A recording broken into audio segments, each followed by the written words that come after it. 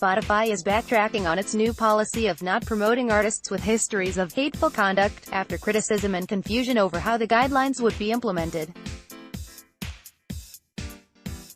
Across all genres, our role is not to regulate artists. Therefore, we are moving away from implementing a policy around artist conduct, the music streaming service said in a statement Friday, adding that, "We don't aim to play judge and jury." With the announcement of the policy last month, Spotify had immediately stopped promoting singer R. Kelly, who has been accused of sexual harassment or assault by scores of women. It removed his music from its own playlists and from the algorithm that makes personalized recommendations to users, although people could still access his music directly on the site.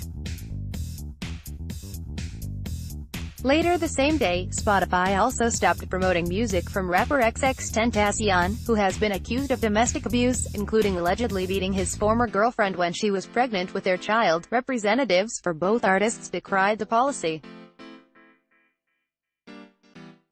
It was also unclear how Spotify might apply the rules to other musicians with histories of behavior that might fall under the rubric of hateful conduct. At the time, the company did not return several requests for comment on how the policy would affect other artists. When announcing the policy, it suggested that it would evaluate artists on a case-by-case basis and would consider user recommendations.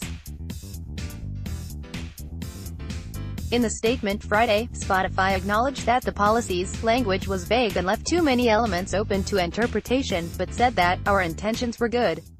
Bloomberg reported last week that there was internal tension at the company over the new guidelines. Earlier this week, Spotify CEO Daniel Ek expressed regret that, "We rolled this out wrong and we could have done a much better job." In addition to restricting artists involved in hateful conduct, Spotify's initial policy had also taken aim at music that promotes hate speech. The company said Friday that the latter element would remain in place. It defined hate speech as content whose principal purpose is to incite hatred or violence against people because of their race, religion, disability, gender identity, or sexual orientation. Related coverage. Spotify stops promoting R. Kelly's music after sexual assault allegations. Remember all the gross accusations against R. Kelly? R. Kelly says the Time's Up campaign against him is unjust and off-target. Download.